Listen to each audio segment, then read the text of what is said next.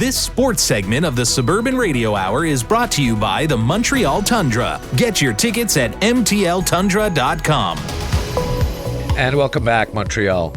Beryl Wiseman with you here, editor-in-chief of the Suburban Newspaper Group on the Suburban Radio Hour. And now it's time to turn it over to our great Mark Lidbetter, sports editor, who's got a very interesting interview with Kevin Figsby, commissioner of the Quebec Junior AAA Hockey League.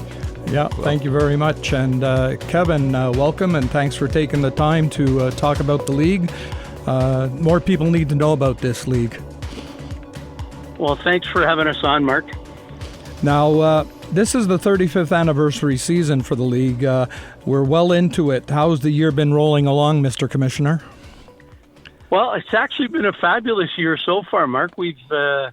I was just looking at the standings earlier today. We've got 3 teams tied for first place with 60 points, and the team in fourth place has 59 points, and the team in fifth place has 58 points. They're stacked higher than at Trudeau Airport waiting to land. Well, I'll tell you, with the way it's going now, we may need an air traffic controller to figure out what our playoff matchups are going to be.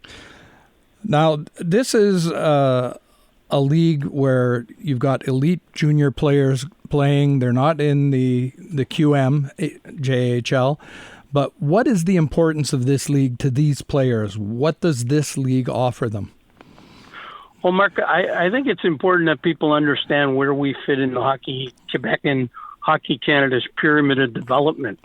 We're right underneath the Quebec Major Junior League. In fact, most of our players come from midget AAA and are drafted into the Q or decide to come play junior in our junior league because they want to keep their eligibility for the NCAA.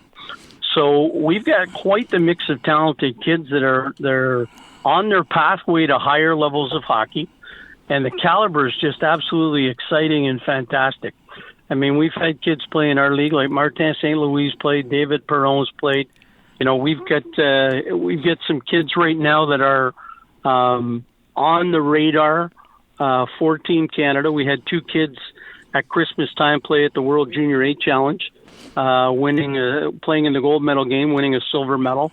And there's tremendous opportunity for our kids.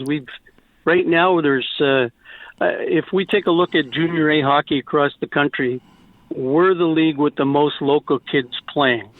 We've got 310 kids playing at the junior level here in Quebec. 297 of our players are from Quebec. So that's 97.1. It's the highest in any junior A league across the country. And we think it's important because our kids get to stay at home, live with their families.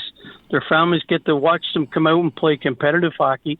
And every avenue for a kid's future is open through the gateway from our league. So last year, for example, we had 21 kids during the season move up to major junior. And if that's not a better development plan than anybody else has in the country, I don't know where you'll find one. We've got kids that have left to go on and play in the NCAA. We've got 20-year-olds that have come down after playing a year or two major junior, wanting to go back to school, and then moving on to play pro in Europe. So if there's a league that encompasses opportunity and development for any kid between the age of 16 and 20, it's the Quebec Junior AAA League. And 80% of our kids are student athletes. Yeah, and the fans, to see some good hockey, it's all local. You've got it right here. You've got the Phoenix playing out of the Pierrefonds Sportsplex, which we're going to be covering their game this weekend. You've got this junior hockey back in the island of Montreal with the Rangers. You've got Laval. So there's no reason for fans not to take in to some of these games. Well, you know, we've got the only junior A team on the island of Montreal. The Rangers playing out of Normandin Arena, which is on the Claude Robillard site. Yep. And they're just having a fabulous season. Right now, you know, they've got, with 6 games to go, they can see first place right now, with a string of wins coming up. They actually play tonight at 7:30 in Valleyfield. And then on Saturday, we've got the Phoenix playing at home at the Pierrefonds Arena at 8:00. Yep. So, you know, if people want to come out and watch junior hockey here in Quebec, you know, we've got the arenas for those people. We've got, it's an exciting brand. It's an exciting product. And, with the 35th anniversary, we've done a lot of activities this year to encourage minor hockey to come out and support kids at the junior level, and give parents the exposure to take a look at what their kids what may be in store for their kids as they move up through the hockey pyramid.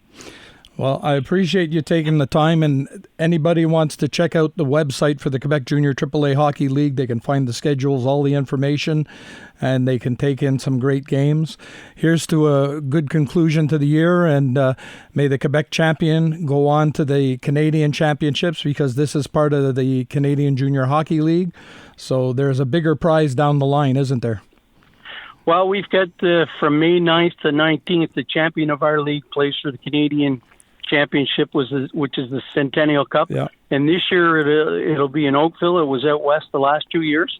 It's coming a little bit east now. We'll be in Oakville from the 9th of May to the 19th. And, we're going to work hard from now to the end of the playoffs to make sure that we have the best representative of Quebec that we can possibly put on the ice. Perfect. I thank you for the time, Kevin, and we will see you at the arena. Thanks, Mark, and thanks for having me. Take care. Great interview, Mark. We're running up against the clock, but we have just 90 seconds left. But I wanted to ask you, a local boy, LaSalle's Matthew Betts, is signing in the NFL? Yeah, he's been in the CFL for the last few years, but he grew up in LaSalle, Matthew Betts, and he signed a contract with the Detroit Lions. And this defensive end, he's really a tough lad. He wants to crack the Detroit roster, but he's leaving the BC Lions to go there and take this opportunity. And in the 2024 campaign, he was the CFL's most outstanding defensive player.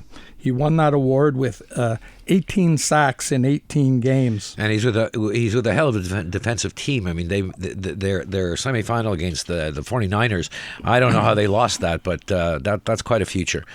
So to be considered for that team, he's got skills. He's a two-time Vanier Cup winner. He was the first player to win the JP Metros Trophy. That went to the most outstanding lineman in U Sports. He won it 3 times in a row. And then he was undrafted, but he had an opportunity with the Chicago Bears. That didn't pan out, so it was back to the CFL. And he didn't expect to go back to the NFL, but he's improved, he works hard, and we hope to see him make the roster. It's a great story, and I invite everybody, read this, pick up this week's paper. Anthony, Mark, thank you, Mike. Stories coming up next week that you should be aware of. We're covering a major seniors conference and rally that's demanding more money for home care. We're having a problem in the West End, particularly with asylum seekers and temporary residents that are now straining the system, and a major West Island story on conjugal violence and parental alienation. So look for all that. Pick up your paper at nearly 1,000 depots. Go on our website, subscribe to get the paper, download our app, and certainly listen to the Suburban Radio Hour every Sunday at 7 p.m. on CGD and 100. Thank you for being with us. This sports segment of the Suburban Radio Hour was brought to you by the Montreal Toundra. Get your tickets at mtltundra.com.